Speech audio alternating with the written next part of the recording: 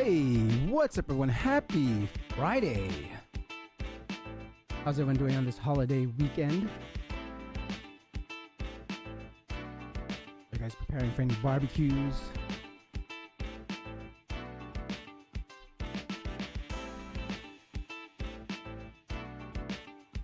Let's see how many of you are around, not traveling. Today we have Brian Winum, the second time on the show, and we'll be talking about how to optimize for Discover Desktop. Google just rolled out Discover for Desktop, I believe a couple months ago, and it's rolling out even in more regions just recently.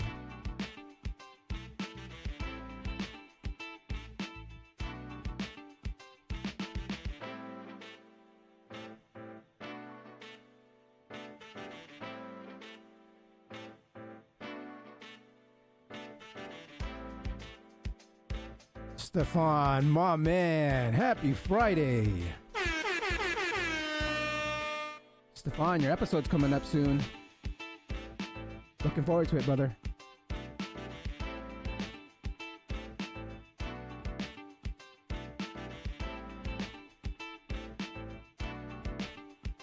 If you're just tuning in, we have Brian Winum today. We'll be talking about how to optimize for Google Discover Desktop. Another huge source for traffic. You can optimize it correctly. Kobe, happy Friday.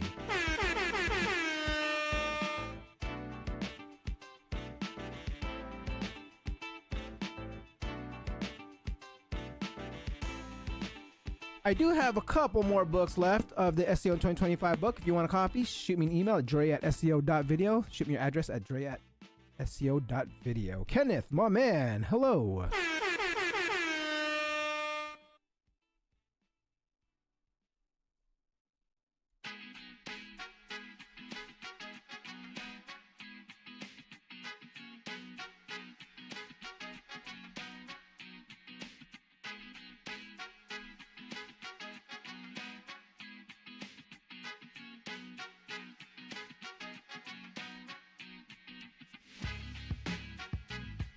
If you're just tuning in, we will have Brian Winum on for the second time. We'll be talking about how to optimize for Google Discover Desktop.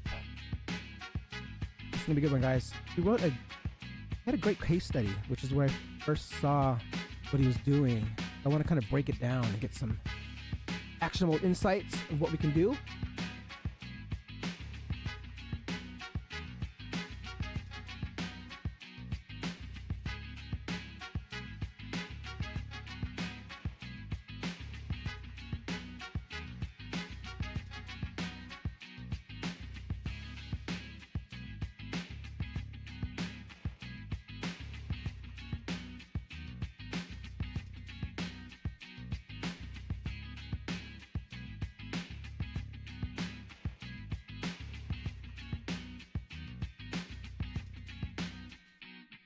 Hello from Seattle, Carol. Hello, happy Friday.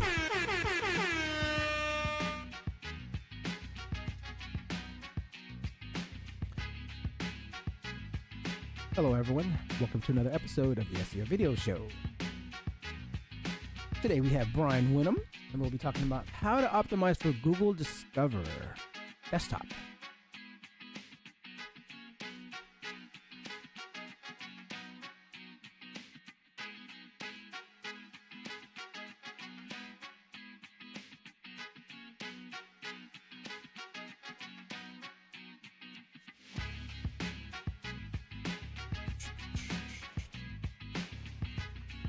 Pretty quiet out there today. I guess everyone is traveling.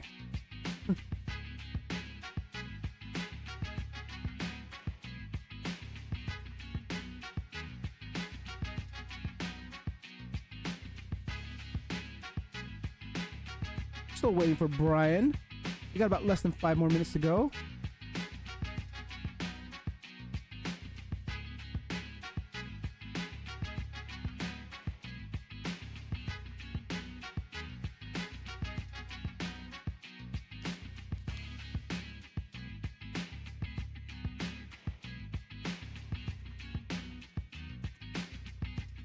didn't know, every Wednesday I go live at 12 p.m. Pacific Standard Time on the GBP Roast Show with JP and Keith Lambo.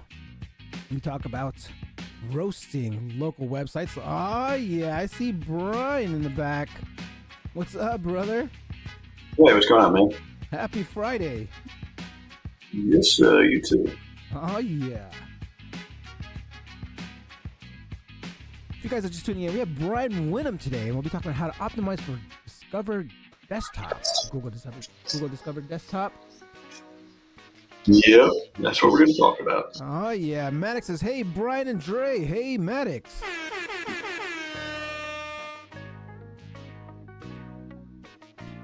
We got less than 4 minutes to go. What's that? How you been, man? Good. Busy, really busy. I wasn't even able to make it out to spring training this year. Well, what's your topic this year? What, did you speak? Kind of my secret mix for kind of like unorthodox eat techniques this year. Interesting. Actually, some of them actually apply to what I'll be talking about today, so I can talk about that stuff too. Love it. Unorthodox eat techniques. Love it. Victor says, great topic today. Yes, sir. Marcus says, hey, guys. Hey, Marcus. How you doing? Oh, yeah. What's the next? What's that? What's the next event you're going to?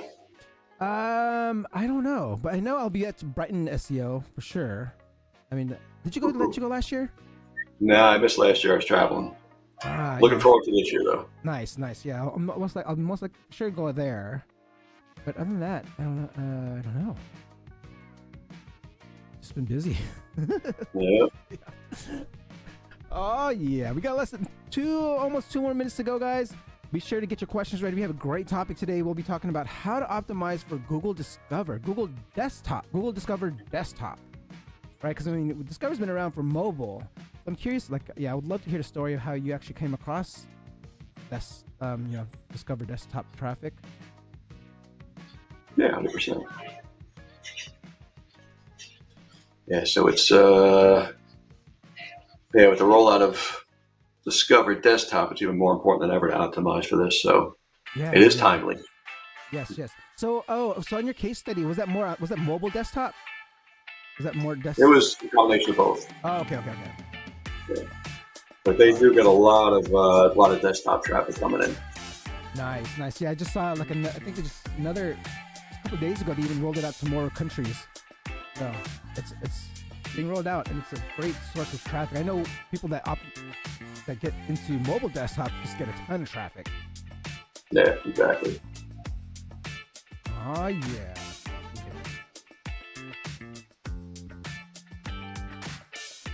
Yeah, there's a lot of crossover between Google News optimization and Google Discover optimization. So it's if you can optimize for one, chances are you'll be pretty well optimized for the other one. Love it. Depending on your niche. There you go. All right. So we got less than 1 minute to go. So I'm gonna go ahead and put you on mute real quick, and I'm not gonna go over any videos like I usually do because I just been so busy on clipping them. But so I'm gonna go straight to our interview. I'm just gonna put you on mute right quick. All right, guys. If you just tuned in, we have Brian Winum, and we'll be talking about how to optimize for Google Discover Desktop.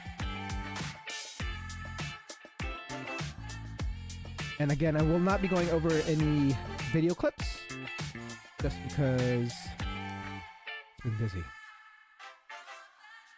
Oh, yeah.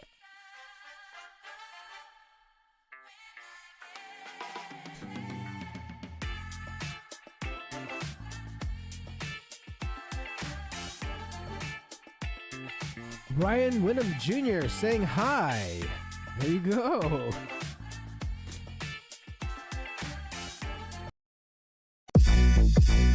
Yeah. Hey, time to get it started. No delay. Let's work.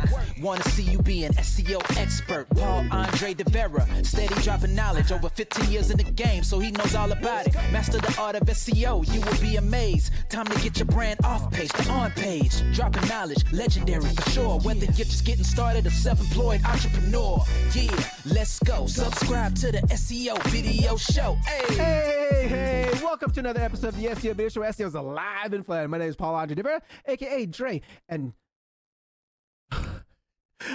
oh man, I just had a brain fart there. But guys, I will be going today. We'll be having our special guest today is Brian Winum for the second time, and we'll be talking about how to optimize for Google Discover. Before we get started, let's say what's up to everyone in chat. I see Loudegg, Marcus, Victor, Maddox, Carol, Fletcher, Kenneth, Kobe, and Stefan. Welcome everyone. Don't forget to like, subscribe, and hit the notification bell.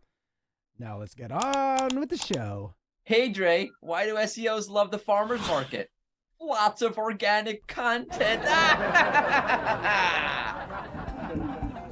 Oh yeah. Okay, if you guys didn't see this past week, Google I/O was just happened, and a lot of great stuff happened there. It looks like AI is going to be a big topic, a big movement in AI mode, AI overviews. It looks like even paid search is going to be having ads within AIOs and AI mode. So be sure to check it out if you haven't yet. But let's get before we get started.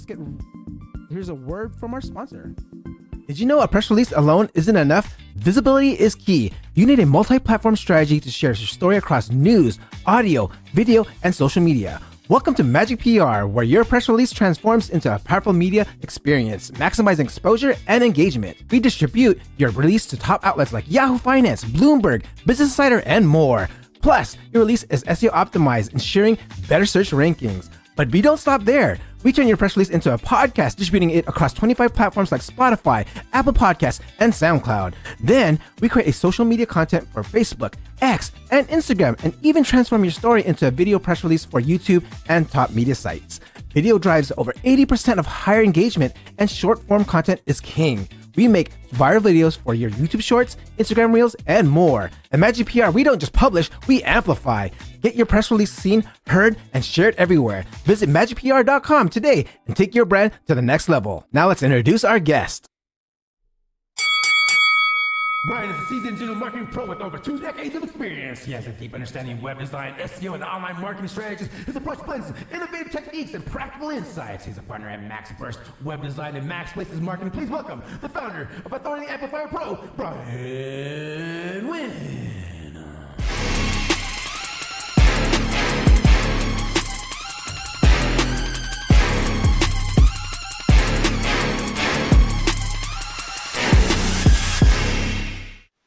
Ryan, my man, welcome to the show.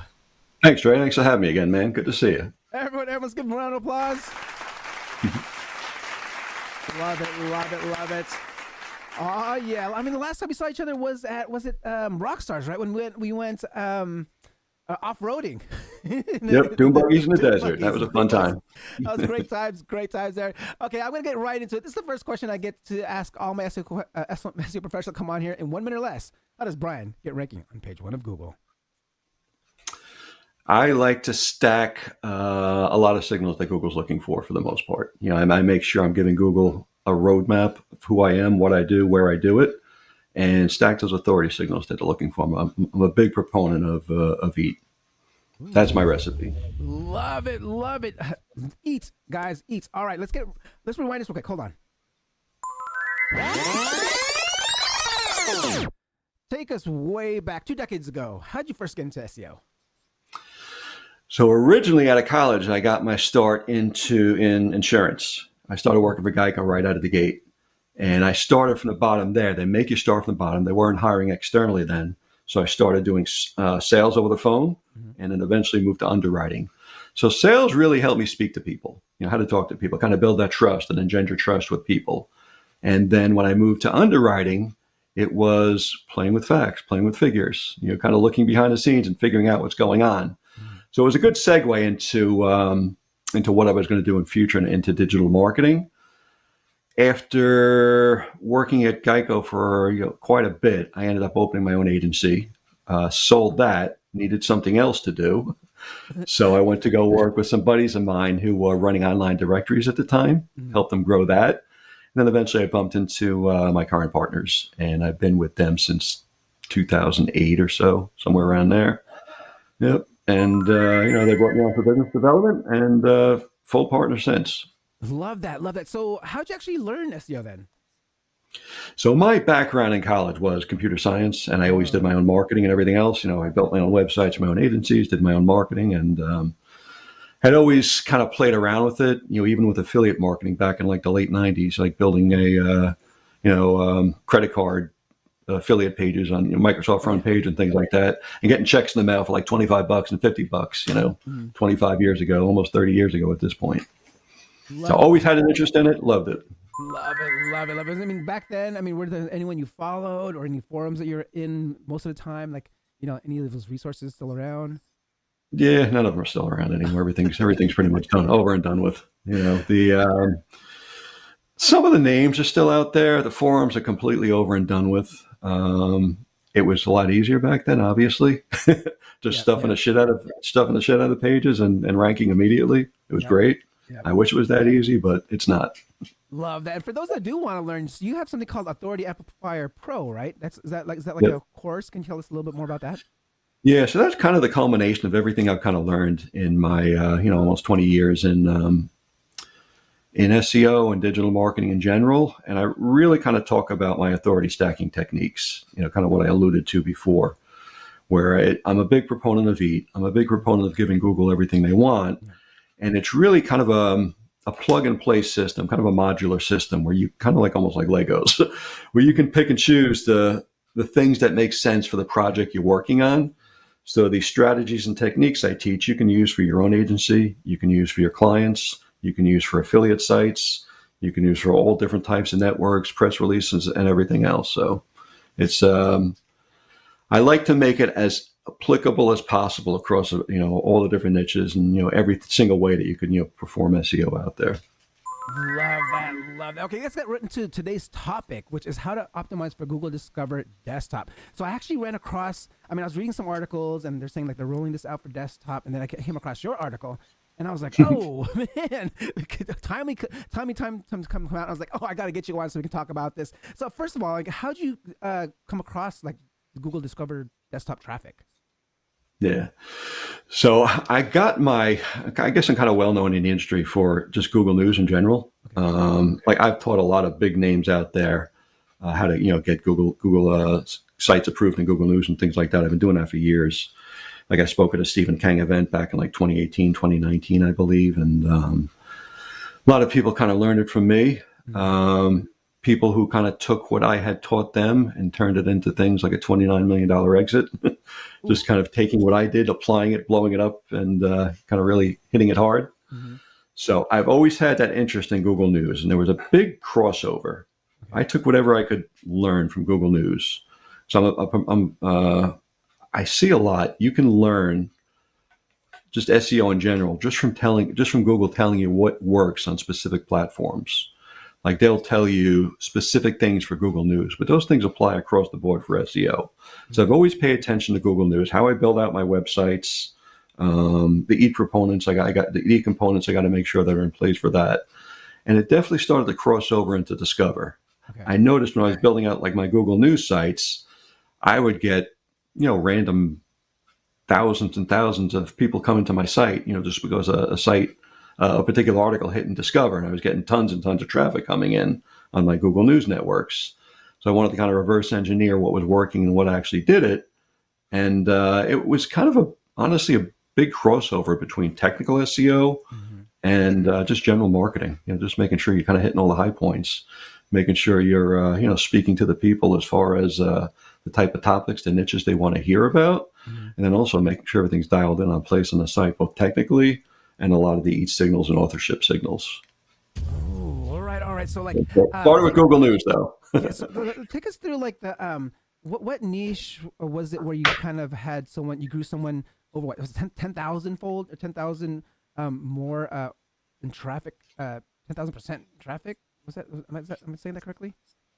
Yeah. So it was. I'm actually looking at the numbers now. It was so for April of, let's see, February, March, and April of last year, they had 12,000 impressions and 320 clicks. And now they had 280,000 impressions and 22,000 clicks. And the CTR went from 2.6 to 8.1%. Wow. So I was referred to them as a kind of help them with the Google News and their Discover optimization, just make sure they had everything dialed in properly. Okay. This was the end of last year, Q4, where we talked through everything, and then they started to implement at the beginning of this year, and it really started to take off, and it's still growing. And they actually have 2 sites that we did the same thing for, and they both saw similar growth.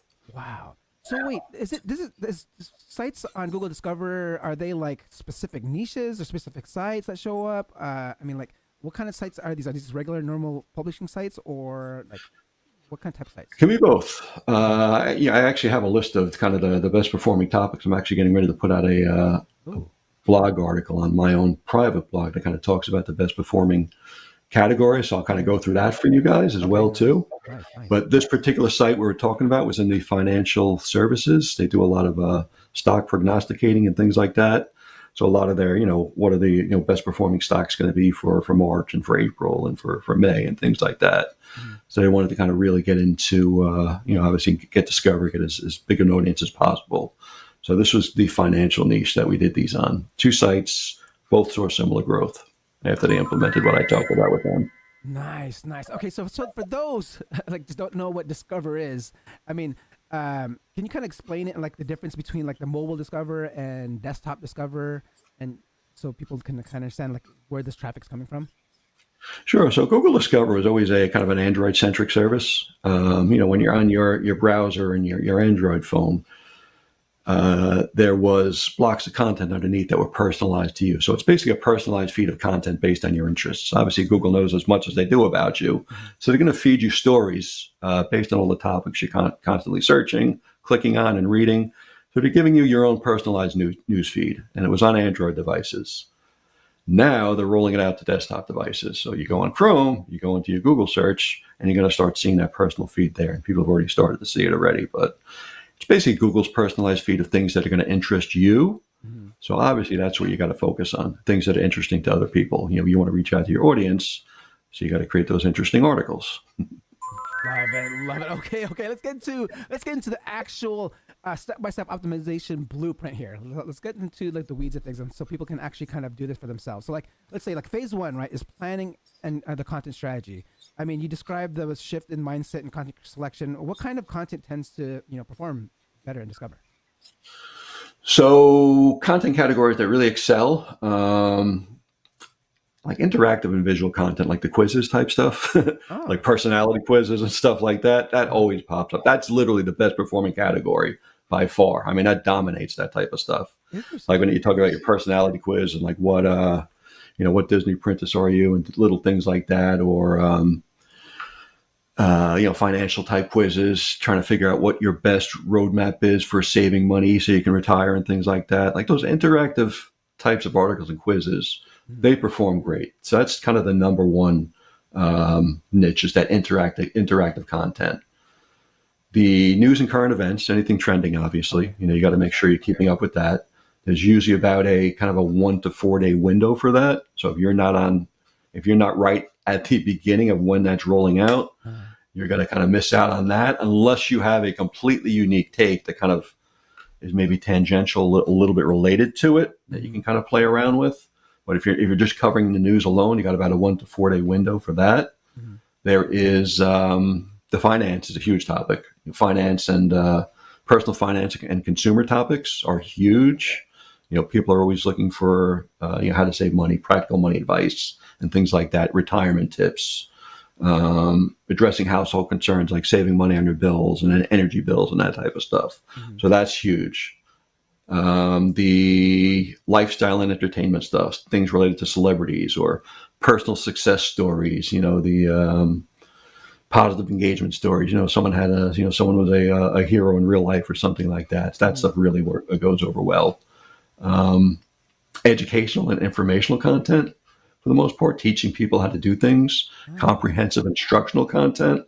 You'll see that things like in golf, like how to fix your swing or things like that. Mm-hmm. That type of stuff works really well, those tutorials. And the big thing is really kind of some sort of anything with emotional engagement. Yeah. It really kind of speaks to a fear or a passion that people have. Mm-hmm. If it can address one of those two things, if it's a fear about, like, again, how am I going to retire? I'm living paycheck to paycheck right now. Mm-hmm. So anything that can address those fears, or anything that speaks to a passion, whether it's like golf, for example, it's a passion for some people, or fishing, or collecting, or whatever it may be. So if it speaks to a fear or speaks to a passion, that's going to perform really well.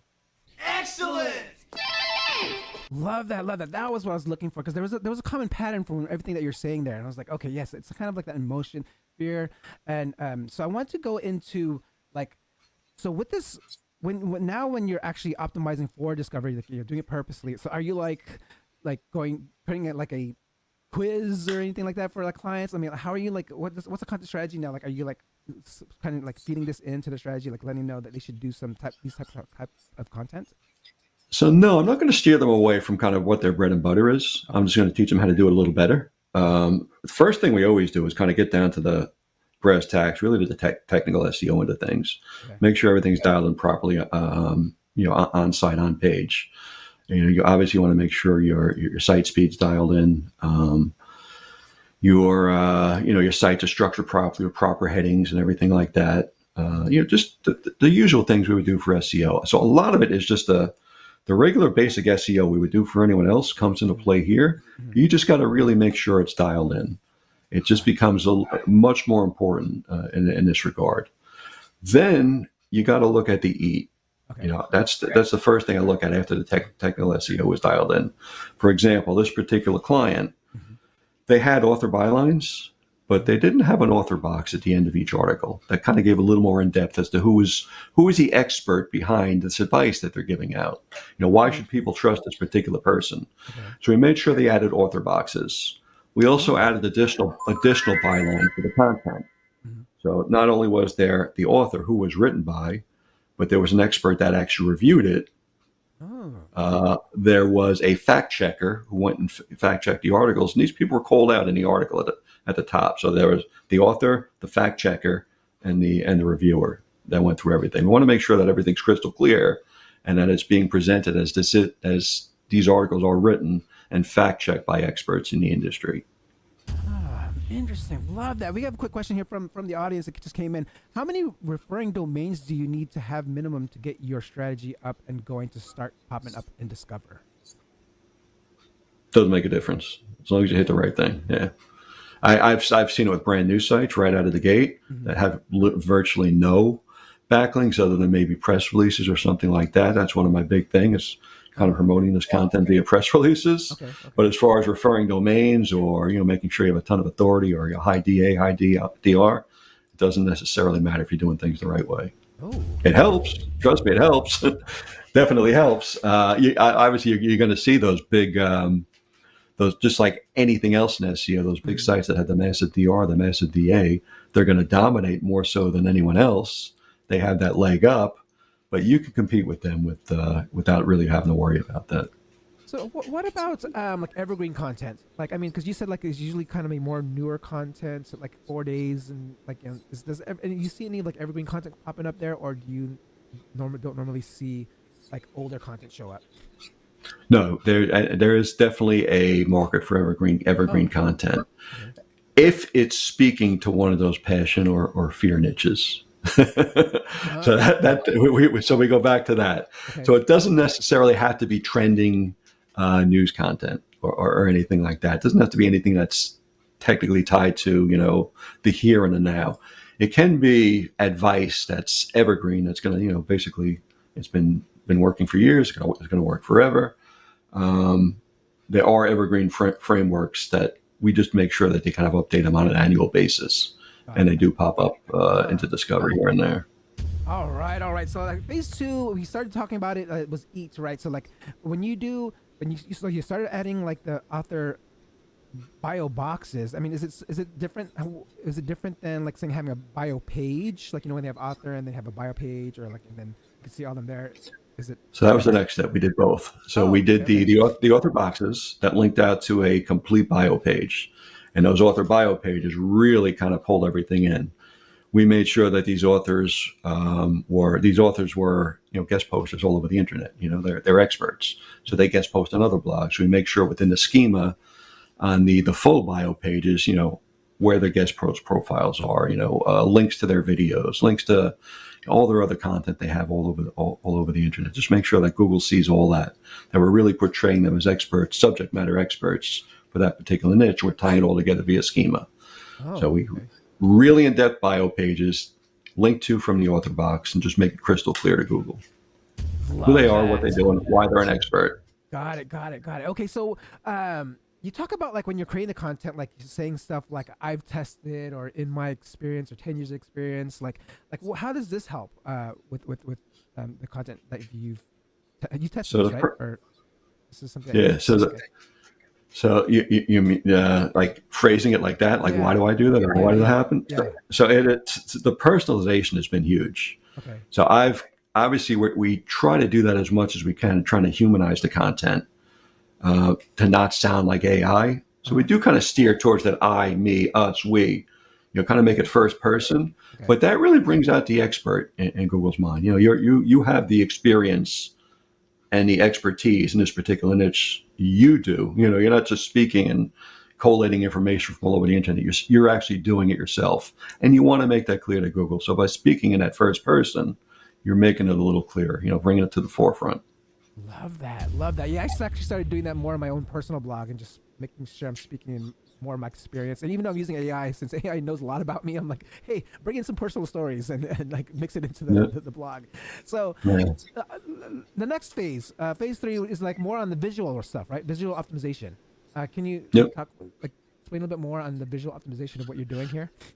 Yeah. So, for example, in this case, we made sure their pictures complied with all the minimum image requirements, which is 1,200 pixels wide. They're going to be at least that wide. Oh, okay. So there is a minimum width requirement. So we made sure that was there, and then we just wanted to give them some other compelling content to keep people going through. So like charts, interactive charts, video, embedded video content, and things like that, sprinkled throughout these articles, just to give them a reason to keep crawling.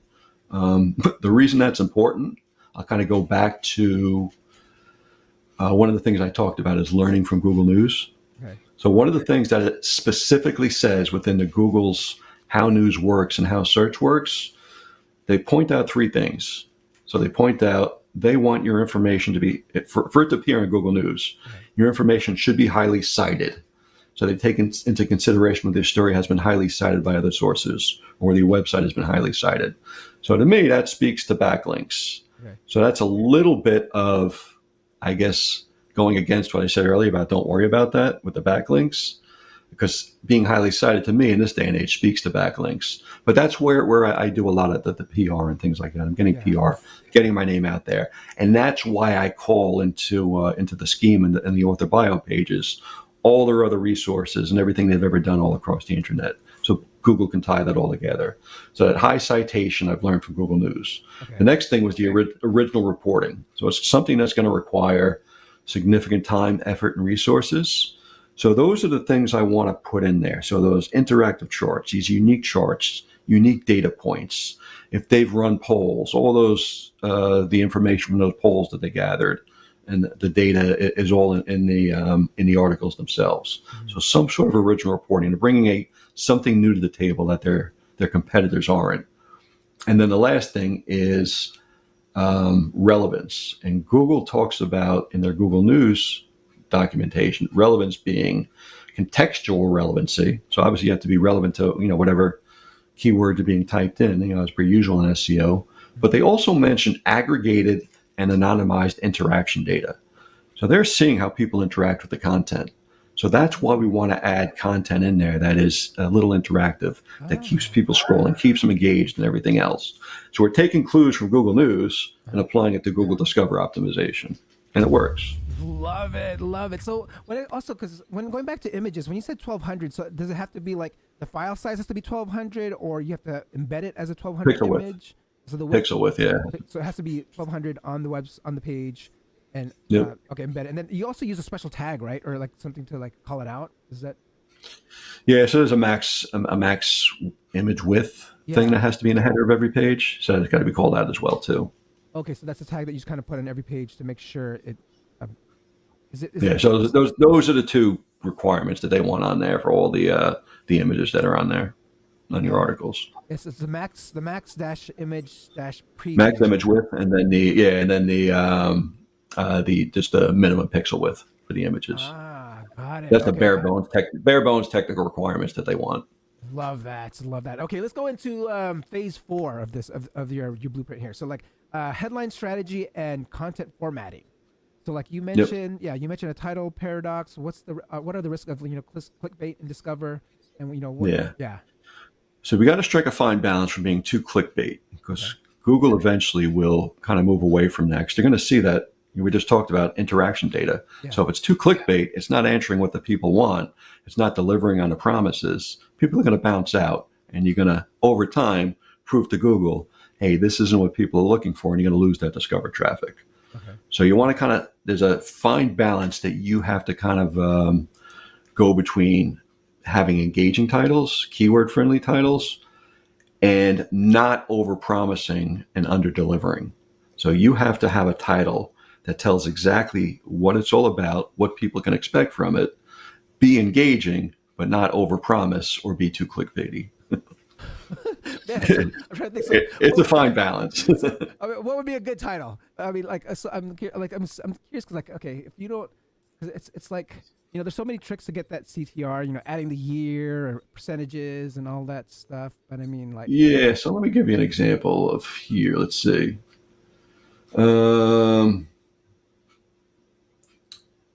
Let me give you a good one.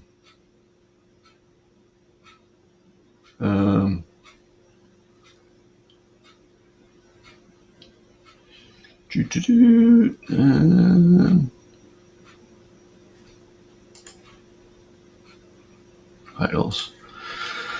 So we want to talk about so something like, in this case, we talked about things like, what type of investor are you, or what's your management style for personality quizzes, for Google,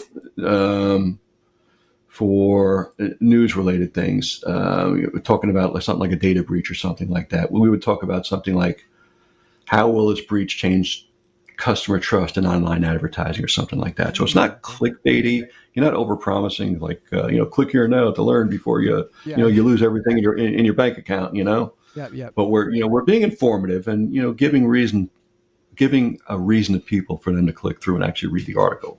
So it speaks to a fear they have or something like that. So it's a lot. I mean, for the ones that you kind of mentioned, they're kind of like almost like a question based, almost, right? Like trying to get them so you can get them curious. 100%. That works really, really well. Got it, guys. So we got another question here from Big Ideas. Knowing that AI mode is here, which way would you monetize these Google Discover websites moving forward?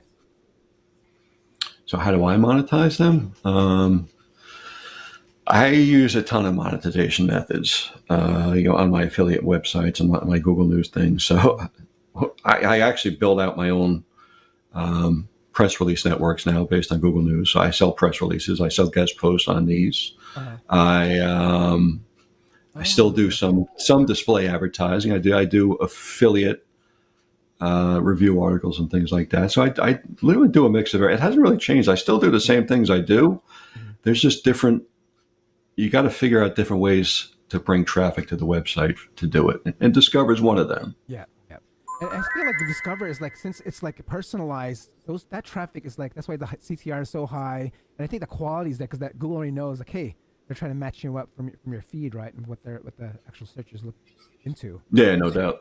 So back to the content, like the way of formatting it. So like, can you explain like the role of topic sentences and clean heading structures in optimizing for Discover?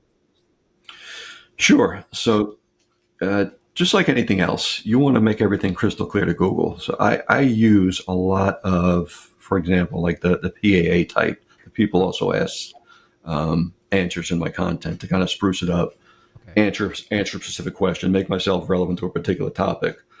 So the same theory I use for that is, here's the question. The first sentence should be answering that question. I want to make the answer as close as I can to the question. So like you were talking about having the heading being a question, the first sentence should answer that question concisely and specifically. So people don't have to dig for those answers.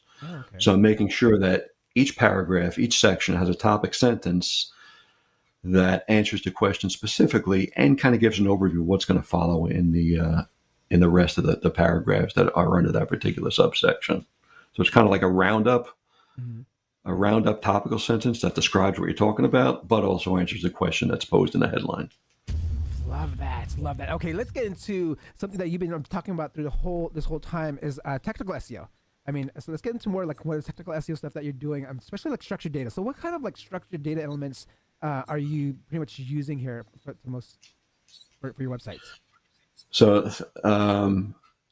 like for example, this financial content that their website, I made sure that everything was posed as presented as a news article. So news article schema works really, really well for Google. Article and news article schema works really well for Google Discovery, Google News. And then I'm also incorporating the person schema. I want that expertise to be present in the schema as well. So the author is being called out in a schema, and I have really in-depth person schema and really in-depth news schema. And then there's a couple tricks I enter in there to really make sure that I'm kind of tying everything together in Google's eyes. And it goes back to the original content. We want to make sure that Google sees us as experts, as subject matter experts, but we're experts that are presenting original content. So we talked about having unique data in the articles and things like that. So I'm always a proponent of having my clients run like Reddit polls, for example. Like you can use a Reddit poll to grab some information about a topic. You can throw a Reddit poll up, and within a matter of hours or days, you can have dozens, if not hundreds, of responses to these Reddit polls about a topic. I can just grab a screenshot of what the Reddit poll was, what the results were, any comments, throw it in AI and say, okay, what can we take away from this? What can we add to the article based on this content? Okay. So we're adding unique data, unique content, or we're interviewing experts, throwing something on Harrow or Muckrack or some of the other platforms out there, getting unique takes from other experts. Again, collating all those quotes, those expert contributions, throwing them into AI and saying, okay, what can we take away from this? What unique spin can we put on this that's going to make this article even better? And we'll get that in there. And then I want to make sure Google knows that, hey, we're the original author of all this content, of all this unique data. So we're doing three things. We're pushing our content automatically into the Internet Archive, the Wayback Machine. And then we're grabbing the archive link and using the archive.schema attribute to make sure that Google knows, hey, this archive is relevant to our article. So that's the first thing. Basically, we're claiming our content, kind of time stamping it, making sure that Google knows, hey, we're the first one to the table. Second thing we're doing is using the DMCA badge in the footer. And you can use the free one. But DMCA.com is your content protection mechanism where they will help you go after someone who copies your content. But it also, just by having the badge in the footer, generates a certificate on a separate link that you can actually grab and put into your schema as well. And it has a timestamp on it. So that's the second method we use to timestamp our content. And then the third method, I just put out a review article on my blog. I'm using a blockchain tool, a blockchain timestamping tool. So this tool is called Score Detect, actually creates a blockchain certificate when you publish your article. So it timestamps the content for you. And again, we're pulling that certificate URL into our schema. So we have three methods of timestamping our content and claiming it as our own. And we're just making sure Google sees that. Damn! Man, that's a lot going into just an article. So I mean, it makes sense, right? I mean, that's man, I'm blown away of like how much a back end stuff you're just adding to the article. So like those three different things, just claiming your stuff. So I like that archive one. So when you go to the archive one, so do you do like a same as a schema link to the archive? No, it's actually the archive that. That's the archive.schema attribute. So there is it actually says archive that, and then you put the archive link in that schema attribute. Oh, interesting. Love that. Yep. I love that nugget. Okay. I love it. Thank you for sharing those nuggets right there. So I love that. Okay, so how about like Core Web Vitals? People used to say Core Web Vitals was not, didn't matter. I mean, but for your websites, I mean, is this something that you look at? So we do. Better safe than sorry. I don't always see it being a huge needle mover, obviously. but I want people to, have the best experience they can on the websites. We definitely pay attention to it all the time. And I 100% make sure that's part of the technical SEO, things that we work on for any of our clients, or if we're doing any consulting, we make sure that they take care of that stuff first and foremost. Make sure it loads snappy, make sure it's speedy, and everything is, just done the right way, basically. If you're presenting expert material, present it as an expert, dress for success. Your site's got to do the same thing too. There you go. Love that analogy. Okay, let's go to the last phase of your blueprint here, which is interlinking and topic clustering. So what is a heading vector optimization? And can you explain that? So heading vector optimization goes back to what we were talking about with the topic sentences and things like that. Just making sure everything ties together, everything ties together properly.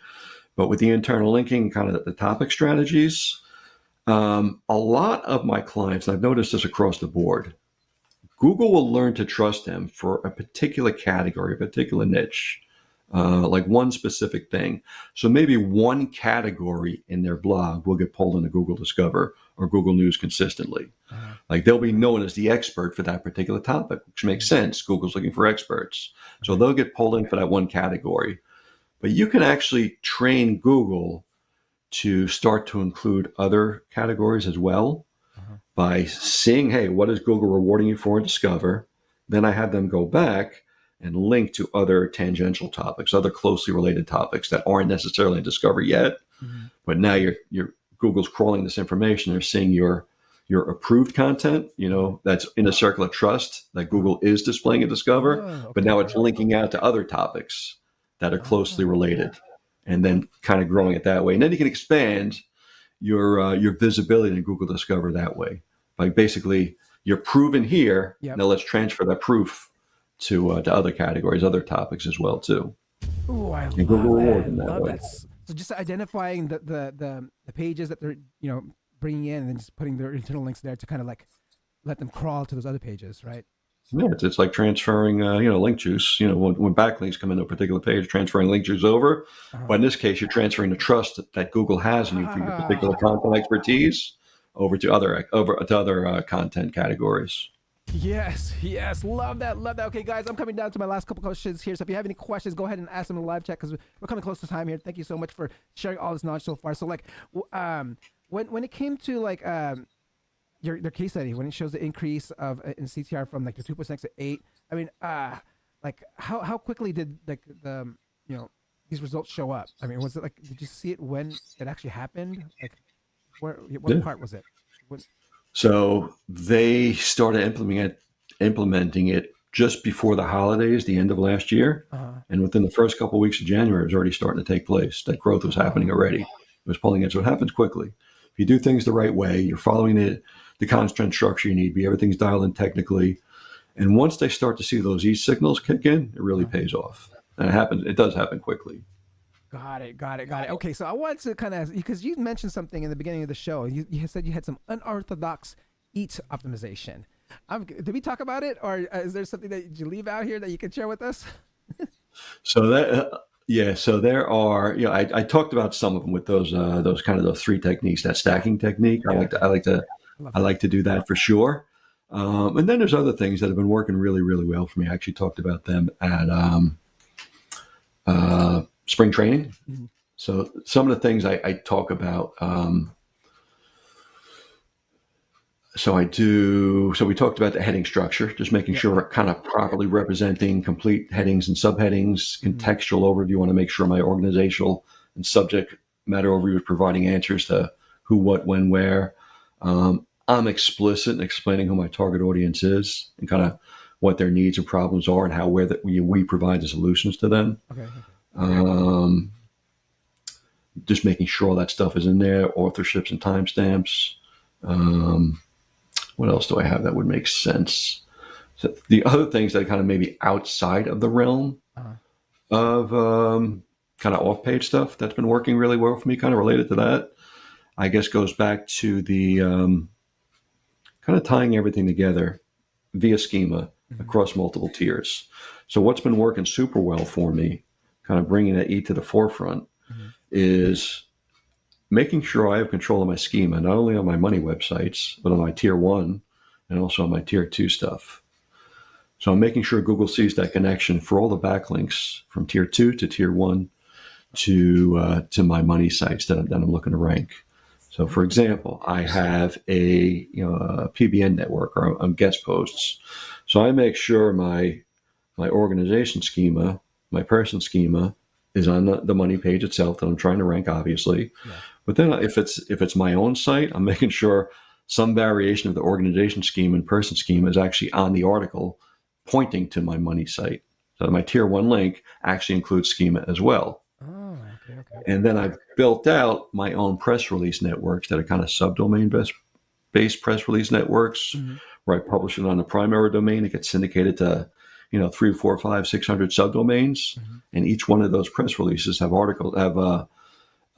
organization or person schema that kind of points back to my tier 1 links and then points back to my money site. So I'm kind of creating that entity silo, that funnel from tier 2 to tier 1 back to my money articles. all with schema, right? So this is kind of like it's on the back end. Oh. So not only is the content relevant, but the schema is relevant all the way throughout. Yep. Love that. Okay, I didn't see any questions come into the live chat, so I want to ask the last question that I asked all my SEO professionals to come on here. If someone wants to get into the SEO industry today, like what would your advice be to them? Learn as much as you can about AI. Jump into that right out of the gate, obviously. Join as many groups as you can on Facebook or social media. Pick people's brains. I love going to in-person events and kind of learning, not even just for the presentations themselves, but just the networking and getting to learn people, picking out a mentor, following them along, learning what you can from these type of people, building a circle of people that you can trust. So I always jump into, as many groups as I can, meet as many people as I can at these events. And I'm always doing something to kind of learn something new. Again, in this case, it's a lot of AI stuff, obviously. So I'm always trying to learn, figure out I guess we're all kind of problem solvers as it is. So I'm always trying to look for those solutions. And unorthodox solutions, what they normally are. There you go. Love that. For this episode to feel complete for you, any last comments and how can people get a hold of you? So super easy to find on Facebook or LinkedIn. Just look for Brian Winum. You can go to brianwinum.com, which is my personal blog. It has links to all my social channels there. And I'm an open book, man. So if people have questions, feel free to reach out to me. If they have questions about my course, about any articles on my blog, or anything we talked about today, shoot me a message. Let me know. DM me. Always happy to talk to people. Love it. Okay, everyone's give a round of applause. Thank you so much, Brian. Can you hold on for one quick second while I sign off here? Hold on for one quick second. Yeah, man, you got it. All right, guys. That concludes another episode of the SEO Video Show. Don't forget to like, subscribe, and hit that notification bell. And don't forget to visit our sponsor. Go to magicpr.com and use code SEO Show. Well, next time, I'll see you guys. Have a great weekend, holiday weekend, and be safe. And I'll see you guys next week. Peace out. Thank you for watching. Hope you come back next week. Make sure to subscribe. You don't want to miss a thing. Hope you learn something new, because the vibe is incredible. From the special SEO professionals, SEO video show. Let's work. Want to see you be an SEO expert. Paul Andre de Vera helping you step it up. No delay right now. Time to level up. Hey, thank you so much for watching. Make sure to subscribe. Woo!